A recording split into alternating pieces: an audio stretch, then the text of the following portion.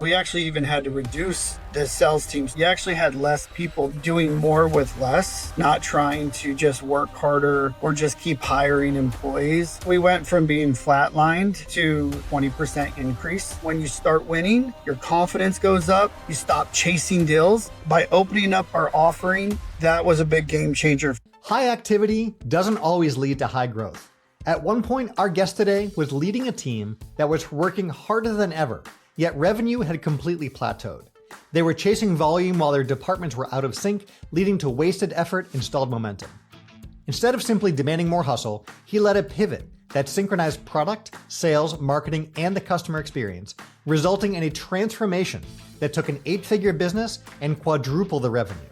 Today, he shares how getting clear on the right metrics and following a few simple strategies set his business on a path towards 9 figures. Welcome to today's episode of Your Business Growth Podcast. I'm your host, Jeremy Shapiro, author of Your Business Growth Playbook, and my guest today is Shawn Boehme. Shawn, welcome to the show. Thanks, Jeremy. Great to be here. So let's go back to the start. I always love hearing these origin stories. How did you get your first start in this whole world of unified communications and cloud solutions? Oh, yeah. So that goes all the way back to 2010. I was introduced to a tiny company. Nobody had ever heard of it, called Nextiva. And in fact, I was introduced by the security guard because he said, "Hey, there's this company in Scottsdale. I know that you're in sales. You should go there." And so I was like, heck yeah. It was way back in 2010, right? So nobody was hiring in 2010. And so I got introduced to a tiny company called Nextiva. I was one of the first employees there. And that's how I got introduced into what we call cloud PBX, or business phone systems. And at that point in time, it was going through a big transition because the internet was becoming more available, more solid. And because of that, you could do more things in the cloud. And so cloud communications was just taking off at the time. Fast forward to 2015, and I was introduced to Pantera Networks. Pantera had a very exciting story because not only were they the service provider, like actually taking care of the customers and offering the customers the technology, but they were the technology provider too, which meant that I would be able to have input on what my customers want in their phone system and some of the customizations that I just didn't have at Nextiva. And so that's why I was excited to go to Pantera in 2015.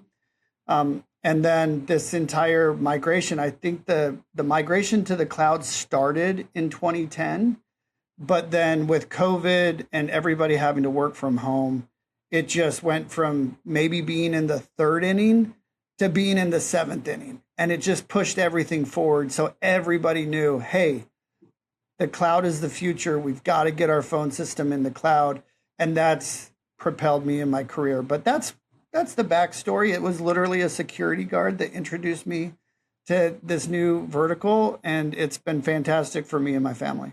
You know, it's funny when we look back in that rear view, we see clear as day those dots that connected the past events to where we are now. But in the moment or looking forward, it's often so hard to see what those are. And it comes down to many times getting out there like you did, having those conversations, getting to know people. And that's where those real world life-changing connections come from. So I love that you had that conversation with that security guard. So in terms of timing, you know, the world's had our whole analog phone systems and that whole, industry for ages. And you've been helping to lead this digital transformation from the analog to, voice over IP, VoIP, and the more digital side of things. Why Pantera? Why them? I like the fact that Pantera can control its own future because it is the technology provider. There's 2 types of VoIP companies that are out there. There's the VoIP companies that will go and just resell somebody else's licenses. For example, AT&T, huge company, right? You would think that they would build their own platform, but they didn't. All they're doing is they're just reselling RingCentral's platform, and they just rebranded it. So they're using their distribution and their reach, but they're not really wanting to get into building the technology itself. What excited me about Pantera was that they could actually control the technology. And so when a customer had some issues or wanted to do things a very specific way, they could tweak it and they could make it work for that specific customer. So that was really what was exciting. Back in 2015, when I came on to Pantera, I didn't even know that was possible. I just thought, yeah, a phone system's a phone system, and you just got to sell that phone system. And you guys did sell that darn phone system. There was a lot of early growth in those days. What was that early growth like as you're helping these companies convert over? It's unusual to be at this inflection point where you can upgrade companies so well. So like, bring us back to that growth and what that was all like. Yeah, and the growth was amazing. I mean, I think year over year growth was somewhere around 25 to 35%. It was just every single year you're growing in the double digits. And we basically rode, because Pantera is a privately held organization. And so we had to have a philosophy in place. And so our philosophy was, let's own the technology, let's be the most reliable and the best technology, and then let's let our brand speak for itself. Let's go after referrals, let's try to get reviews. Let's not just go buy leads, go spend hundreds and hundreds of thousands of dollars on leads. We'll just get a technology so strong and so reliable that people will want to use it. And that was a great model when everybody was moving to the cloud and it was a big requirement or a big need. And so we had that growth, and that growth was fantastic until about 2020 when the pandemic hit.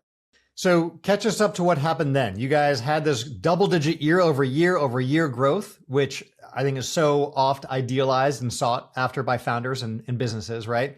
And then things slowed and plateaued. Team was still busy though. What happened then? Team was extremely busy. In fact, I had hired even more people because I just wanted to keep that growth going. And my natural thought process was, well, if you want to do more, you got to hire more. So we actually added to the sales team. But there were some big challenges that had just occurred because of the pandemic. Zoom became an actual verb in the pandemic, right? So you went from this little known brand company out of Silicon Valley that did some video conferencing, but they're not that special. And then everybody knew about Zoom. And it's like, oh, I'm having a Zoom party. So think of this, it was incredible how that brand blew up. And so it just naturally took a lot of people over there to their phone system that they had just launched. And then the other one was Teams. So Microsoft had Teams since 2018, but nobody had ever used Teams. It wasn't, people weren't doing video conferencing. That wasn't how you met people. So it wasn't really, nobody had adapted to it. And then because of the pandemic and because Teams was already part of the technology stack, then Teams started to get a place. So in the pandemic, what basically happened is our competitors at the time, like Ring Central, Vonage Business, 8x8, they all took a hit, and then Zoom and Teams just blew up, just incredible adoption rate. And so even though we had hired more and more people, we did more and more work. We were buying more and more leads. We were reaching out to our customers, trying to get more reviews. We had plateaued, and the growth wasn't there at all. So you're hiring more. And, as we know, each salesperson you bring on has a window until they're up to speed and actually productive, but they're almost working against the tides, right? What was that like for the team when you were throwing more bodies at the problem and even the existing team is becoming less effective? What was that like leadership wise, team wise? Yeah. And that's a great question, because sales is a good salesperson wants to feel like they can win. And that when you win, that gives you just enough excitement and motivation to go chase the next win. And so when you're losing and you're being told, oh yeah, well, my boss knew about Teams, so we went with Teams, or well, Zoom, I can't get fired if I go with Zoom. It had a negative effect, almost like a negative spiral in a way. And so trying to keep the guys motivated and keep them hunting, that was a challenge. And then also inside the technology space in 2021, I don't know if it hit all verticals, but in our space, Wall Street came with just bags of money. And when Wall Street came with bags of money, people were able to jump ship from my team to a competitor's team and get a 30% bump in pay. And so I had those challenges coming at me in 2021, which was we're not winning as much. And then the guys that were really successful, they were moving on and getting big paydays. Are you enjoying this episode? Make sure you hit that subscribe button right now. That'll help you get more episodes automatically as soon as they come out. So hit that subscribe button right now. And if you have a minute, leave a quick rating and review. That helps support the show. So I'm hearing a few things there. One is that it was harder to close deals. Two, you're hiring and trying to onboard folks in that environment. And three, your heaviest hitters, your best sales team members, they're getting poached and paid far more than you guys are able to do by these freshly minted funded companies. So what happens when you have like that kind of turmoil in a sales team? How do you lead that and get them through that? Back to what is it that the market wants? That was the biggest question that we had to redefine. Where is our place in the market? What does the market want? And is there a better offer that we can put together for our market? So first, go back to our customers. We have customers that have been with us 10, 12 years.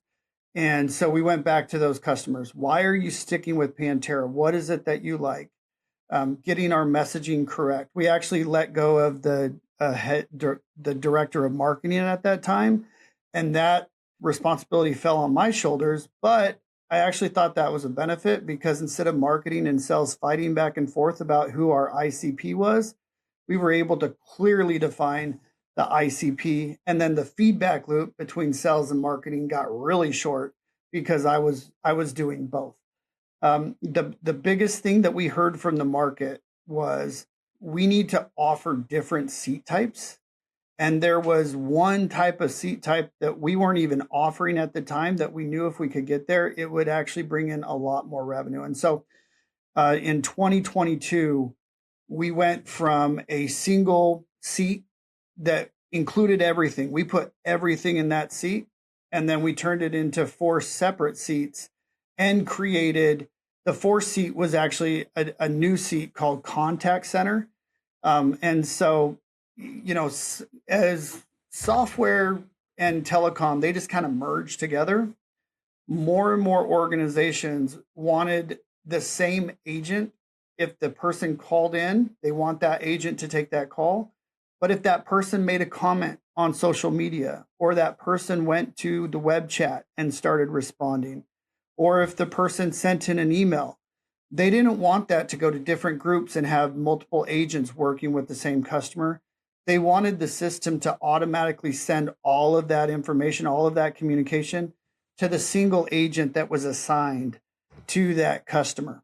And so by opening up our offering to include that omni-channel contact center seat, that was a big game changer for us as well. And that was right around that 2021, 2022 timeframe. So I'm hearing a few things that I want to highlight for our listeners. One is you mentioned ICP, or ideal client profile. This is something we talk about a number of times in the book. If you don't know who you're selling to, how can you effectively sell to them? Especially challenging is if there's different perspectives on who that ideal customer is.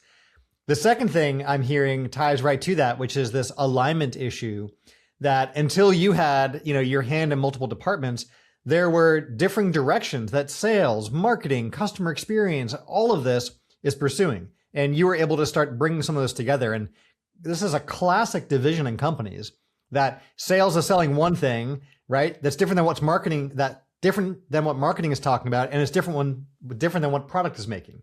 So how did you get all of these parties like on that same page, the same ICP, the same product plan, the same vision? Like, how'd you lead that? It starts in technology. It starts with product. And so we have an amazing VP of product, and I started breadcrumbs, I guess is a good way of saying it. But every opportunity that I had to meet with him, I actually brought him real case scenarios of why we were losing. What did the competition have? What do we need to put into our product that's missing? And over time, it didn't happen immediately, but getting those small wins and one of the big, I think at the beginning, when I came to him, the first thing that we did is we wanted a API for our faxing service. You don't think faxing's that important, but our core ICP where we did really well was inside of the healthcare space. And one of the most frustrating things for a healthcare company is that they have an ERP system, but they would literally pay somebody to take the digital faxes and upload them and save them into their medical records system. And what they wanted was just a simple API. Hey, if Pantera gets a fax, can you just push it over to our software? Seems really simple. The fact that we were even talking about fax, right? That's not very sexy, but that's what our client wanted. That's what the ICP wanted. And so that was the very first win that I got with my VP of product and saying, if you will build this, then we can close more deals inside of the healthcare space. And he built it. He got it done within 90 days, tested it, brought it out. We brought it back to 3 of our customers that we have a really close relationship who were asking for it. They loved it. They wanted to tell people about it. And getting that one win with product, because there's nothing worse for product than like they build something and then nobody sells it. And they're just like, man, I spent all that time building that and nobody wants it.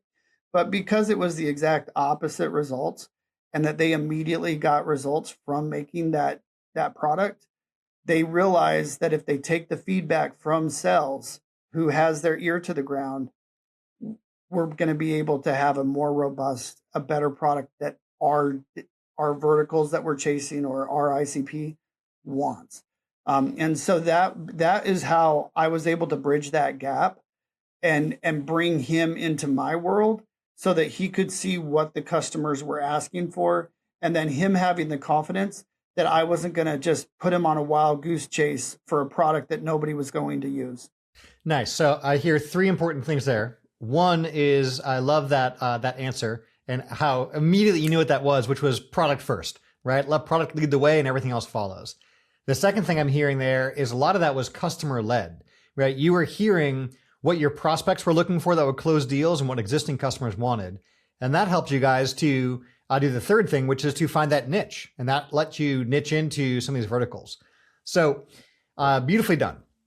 Now, as you found these niches in these verticals, you touched on this a little bit earlier, these different tiers of service versus just selling one seat and that's that.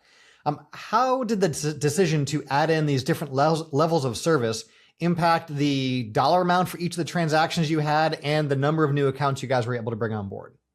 Yeah, so we went from being flatlined to being able to jump back into a 20% increase in the following year. It actually, because we broke up our seat type and we gave an entry level point that was lower than what we were used to selling, but we made up for that because the contact center seat was 4 times more value than the seat that we were selling. So if we were selling a seat for $20, that contact center seat is $85.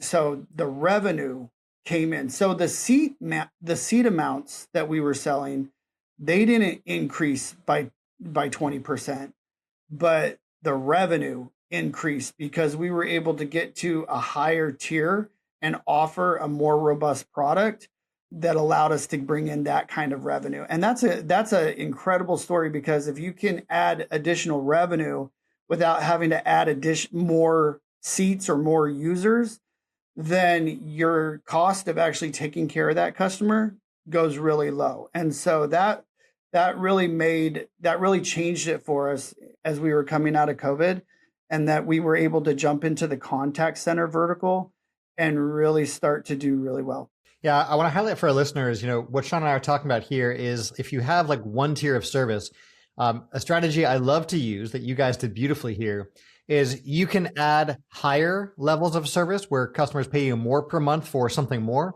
You can add lower levels so they can become customers earlier and easier at a lower price point. And if you already have multiple levels, you can add levels or service tiers in between your existing offerings. So you guys went from that one offering to four, moving both up and down. That serves you really well. Oh, I was going to say, and also in that same period of time, because we had plateaued, I had to make some hard decisions, and so we actually even had to reduce the sales team. So going into, 2023, 2024, we actually had less people than what we had going back in 2020. So doing more with less was a big part of that as well. Not trying to just work harder or just keep hiring employees. Uh, we were able, because we just changed the product type and we changed the pricing and the offer. That's what allowed us to be successful, which is counterintuitive than what you would expect. Yeah, I think sometimes when companies hear about this idea of like increasing a price, right, that can be scary. But like the key in all this stuff is always value-based pricing, right? You guys, for example, started listening to your customers, adding in more of the functionality they're looking for, delivering more benefits. And at the end of the day, a lot more value, and that can command a higher price point that customers are happy to pay because of the value that's there. That also lets you differentiate from all those other companies you were talking about that were competing in sort of that bloodbath red ocean of a space you were in. You're right. We always say try to find blue ocean and clear waters. So anything that you can do to differentiate yourself, your sales team will love it because it gives them something to talk about. Absolutely. So speaking of the team, what were some of the challenges you faced in reducing the size of your sales team to make sure that all of your reps were working at their peak efficiency? Up until 2020, we had just focused on direct sales. That was really the core focus, which that was two verticals inside of the technology field that we really weren't touching. One of those is channel. So inside of telecom, there are MSPs and technology brokers and the trusted advisors. These are all types of people that are actually out there on their own, building relationships with businesses and then offering their consulting services to bring in technology. And so we had always looked at the channel almost like a competitiveness, because there would be times where we would have a direct sell. They came to our website, they wanted us, but then they talked to a telecom broker, and that broker had brought in two or three competitors. And so it had always been this conflict in between direct sales and channel. And we made a pivot and realized that no, we need that. What the channel cares about is a reliable technology company that's not going to sell vaporware, that's going to stand behind their product, and that's going to treat their customer right. And so we actually started looking at channel as not necessarily a competitor, but maybe more as like a lead source. So if we invest into the channel, if we build really strong relationships with these telecom brokers or technology brokers, then they in tune would want to bring opportunities to us. And so we just put them on the line card, almost like another lead source, and treated them like that. And we took our sales guys who were used to working their own deals and allowed them to start working deals with those partners, which is not typical inside of technology. Normally you have a dedicated team that's going to work with the channel, and then you have a dedicated inside sales team. The advantage that it gave us, though, was our sales guys know how to speak to the different stakeholders in the sales cycle. That may not be something that the telecom broker really understands.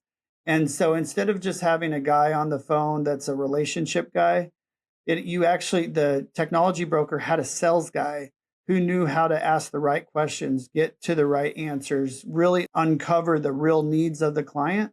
And so we just stood out in the channel compared to our competition, because they knew that when they brought us the lead, it was going to be handled correctly and that we were going to learn everything about that customer. And so we created a hybrid between direct sales and channel with zero conflict. So if a channel partner came to us and said, "Hey, I know you're working this deal. Are you willing to let me work it with you?" We would just absolutely work it with them. And so we got rid of any type of conflict between direct sales and channel. And then our third was wholesale. And we looked into some of these, similar to, I brought up that point about AT&T reselling RingCentral's product. But because we are the technology provider, then we could do something similar where if we have a local MSP and they want to start branding their phone system so it has their brand on it, then they could do that with us through our wholesale relationship. So we opened up from just being focused on direct sales to more channels. And then we treated those channels almost like they were lead sources. And again, trying to do it a little bit different than the competition. So I'm hearing you were able to do something that most business owners and companies find really challenging, which is this prioritization and figuring out what to do first. You guys went back almost to the drawing board to build product to create that blue ocean away from the red ocean. Simultaneously, you're overhauling your account management and your sales strategy. You're bringing on channel partners. You're rolling out 4 new tiers of service. Like, you jumped into all this at once. How did you manage to balance that investment of time, resources, leadership across these 5+ different initiatives simultaneously? Having a really good leadership on those roles. So, and not just that, but we also launched customer engagement at the same time because we wanted our customers to have quarterly business reviews with an account manager to make sure that we were hearing back from our customers what they wanted. But that all comes down to direct leadership over those verticals. So we brought in somebody specifically in the channel, and their core focus was to make sure that the sales guys that I was also managing were doing what they needed to do on their reaching out to brokers and making sure they knew about us. And so we brought in almost like a director level person, and that was their core focus. I'm just going to work on this. I'm going to build this up. And they knew exactly what they had to do. Similar with customer engagement. We brought in Saul Hurtado and built out an entire account underneath her. And she owns that account. She reports back, but the day-to-day, the initiatives, what she's responsible for, she owns 100%. And so I think it's a matter of finding somebody who's got that entrepreneurial spirit. They want to own it. They want to build something. And then you put them in a role that allows them to go and build it. And then as long as you're consistent and you're checking in and you're holding them accountable and you're letting them, you're guiding them, but you're not micromanaging them, they can have incredible success. So I think it really comes down to the talent that you can find and making sure that they have some of like those intangibles that you just can't put into somebody. They have it or they don't. And one of those is just ownership. Like, this is my team. This is how we're going to do it. We're going to hit that goal, and they're going to do everything in their power to hit that goal. It's interesting when I talk to 6-figure business owners, they're usually still trying to figure out their messaging, their market, their product, all these things. 7-figure business owners are often building out their team and starting to scale that way. As you talk to 8 going on 9-figure business owners, the theme that is always there that I'm hearing so strongly here, Shawn, is leadership, ownership, teams. That's really what gets you to that scale. And, when I look at how you guys have grown, 4Xing, right, from previous size, so much that seems to come down to team, leadership, ownership, and so on. What do you think was like the most significant turning point, in that 4X journey? Product, because at the end of the day, a sales guy is only as good as the product that he sells and how that's actually helping the end customer. That's the benefit of being in technology sales. You're not a used car salesman. You don't want to sell to everybody. You have a very specific purpose in what you're offering and what you're trying to fix. And so if product does the right thing and they really understand who the end customer is and they build a solution that matches up to those pain points, then a really good salesperson can sell that and have a lot of success. And so I truly think that when we went back to the drawing board and we looked at our customer and we said, who is Pantera built for? And why do they love us? And why are they going to stay? And why are they going to keep paying us? And once we figured that out, then that was our North Star. And then product could do everything towards that North Star.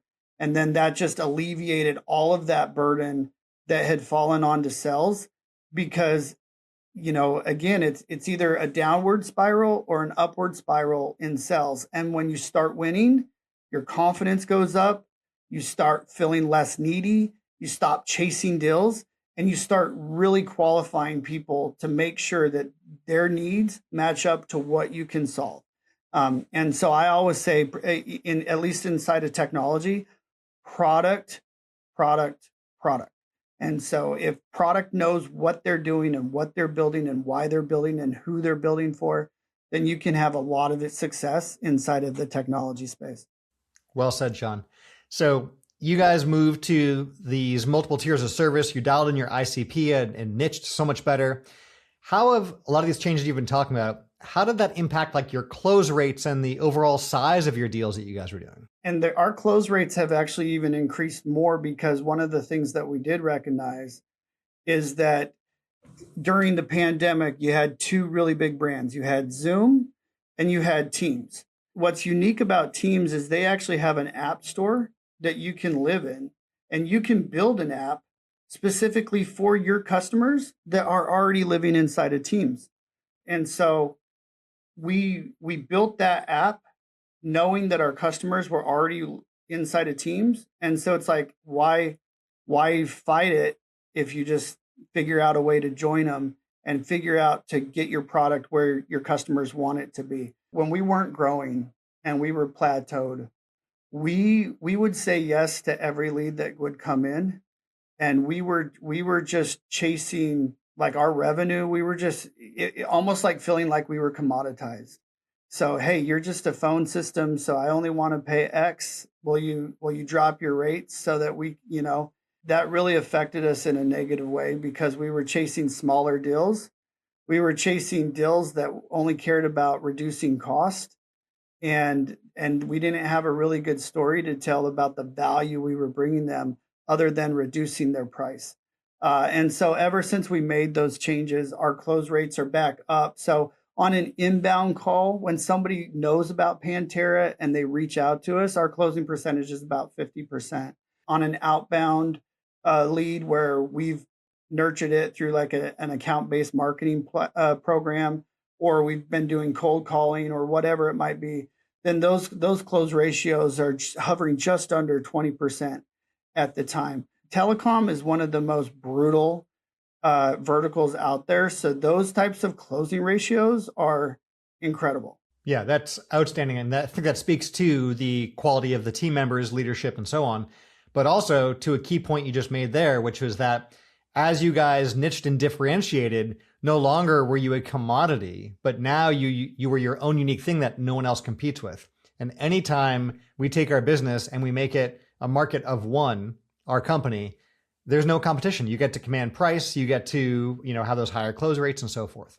So, all right, given that you guys are a recurring revenue-based business, a question I always love to drill into is churn, right? So how have these changes impacted your churn rate? Now that you have account management team as the primary driver of new sales, you've dialed in your service offerings, you have multiple tiers.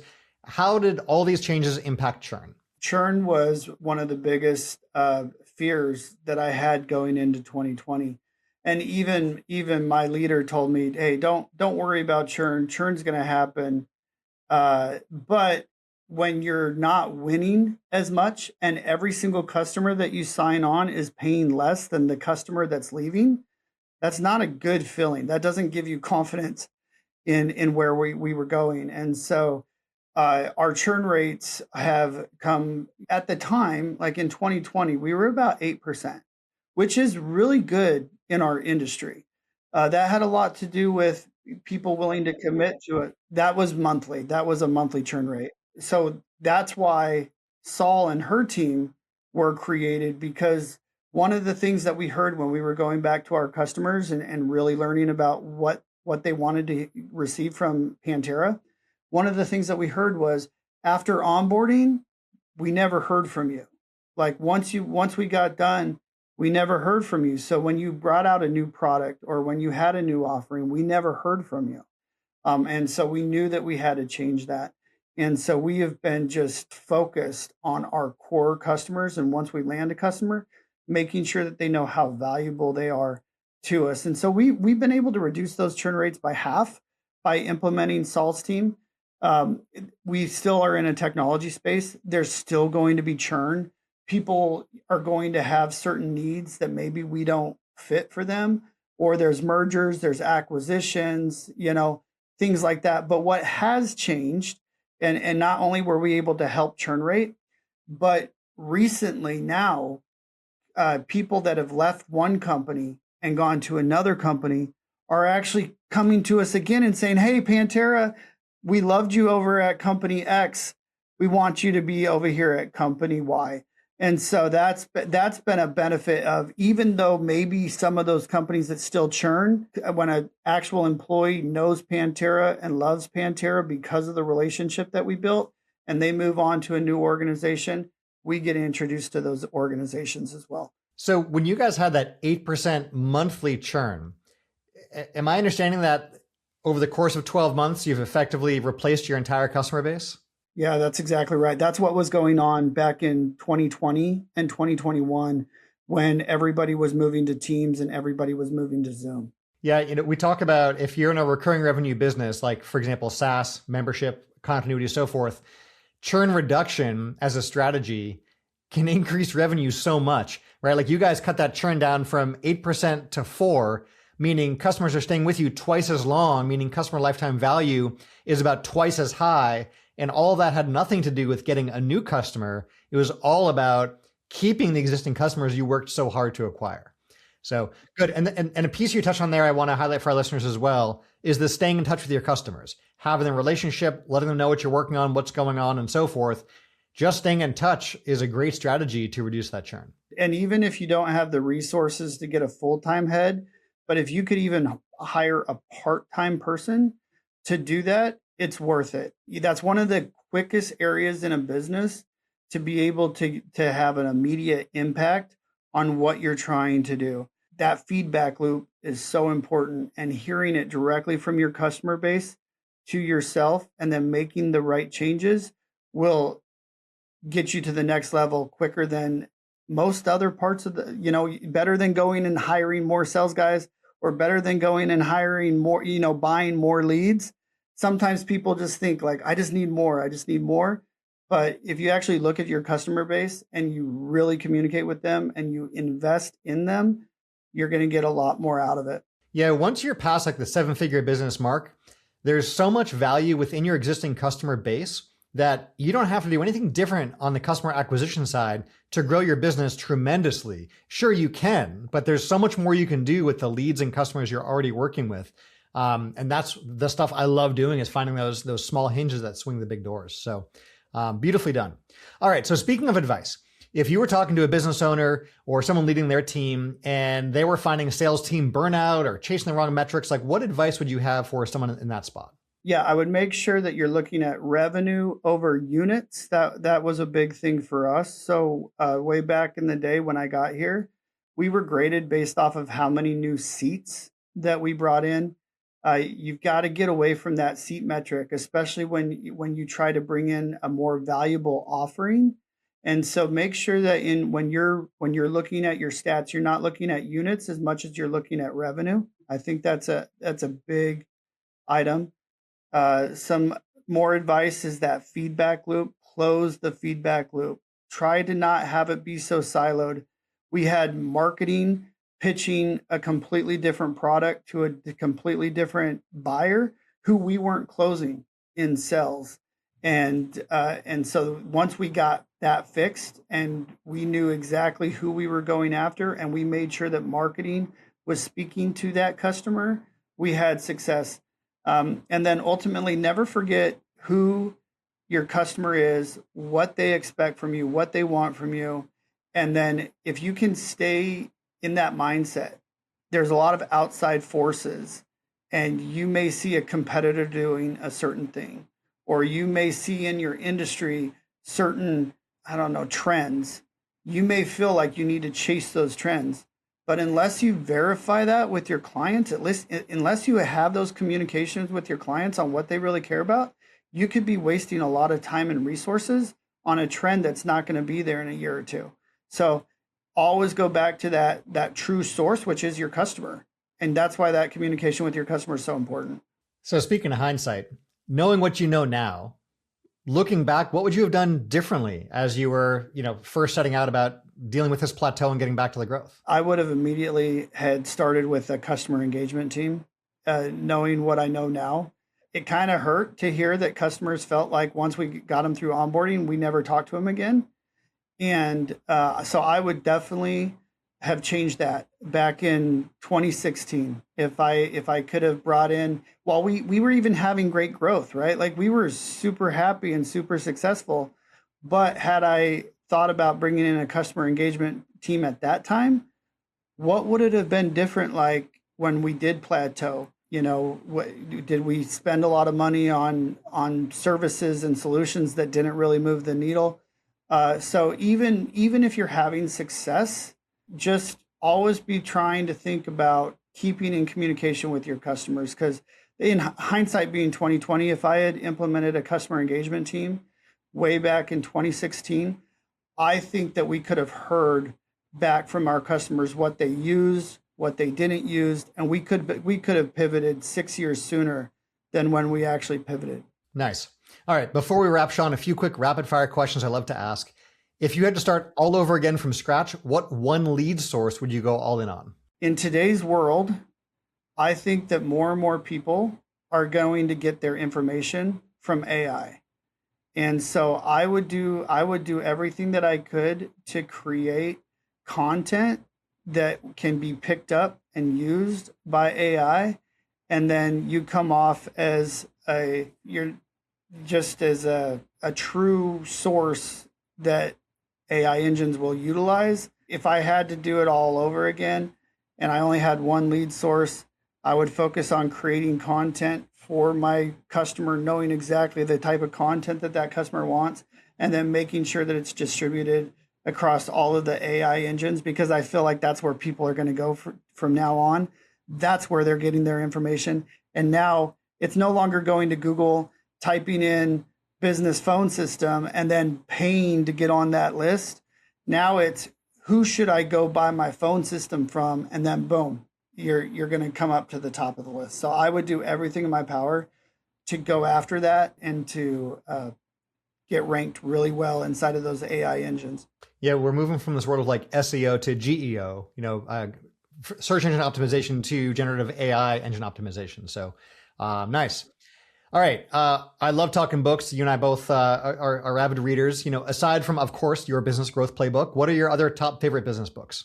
There's one that's called the $1 trillion Sales Coach. I don't know if you've ever heard it. It's about Bill Campbell and his relationships with Apple, like Steve Jobs and everybody inside of Silicon Valley. I think that just teaches you how to be a leader inside of an organization and make sure that your voice is heard, but also understanding how to work with different personality types. So I love that one. Tim Grover has a book. I don't know if you've ever heard of him, but it's called Unstoppable. And he was the physical trainer for Michael Jordan, Dwayne Wade. And he talks about what is it that these guys had? What are those intangible things that he could identify in all of these players that he worked with? I think it relates really well to business, and it helps you identify the right type of leaders when you're trying to create different parts of your business, whether it's customer engagement, marketing, lead generation, etc. Nice. All right. Who was one of your unlikeliest mentors?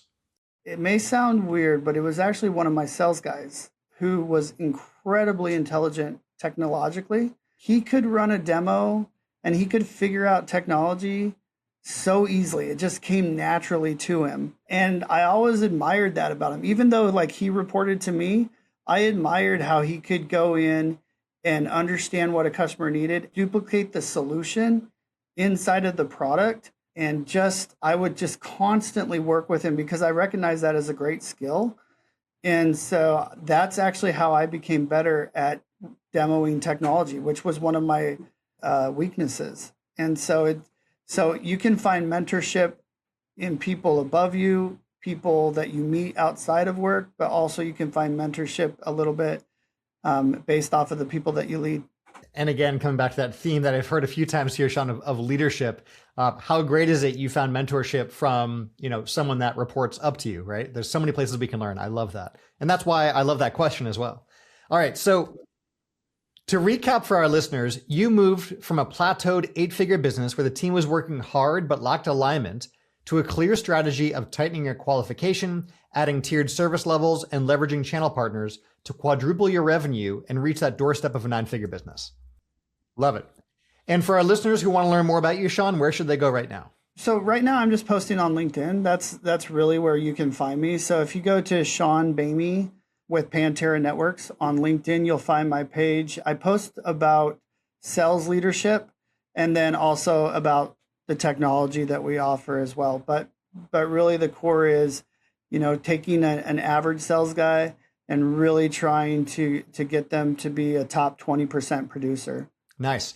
Well, that's also where you will most often find me on LinkedIn. So look out for both of us there. I enjoy a lot of the stuff you share regarding sales leadership. So thank you for doing that. And Shawn, thank you for joining us and sharing about your journey. You've made some big moves and really seen the fruits of that labor. And I appreciate you sharing that story and journey with us today. Oh, thank you, Jeremy. This was a great conversation. I really appreciate it. Nice. Thank you. Thanks so much for listening. Quick reminder, hit that subscribe button right now so you can get more episodes when they come out automatically. And remember to leave that rating and review right now.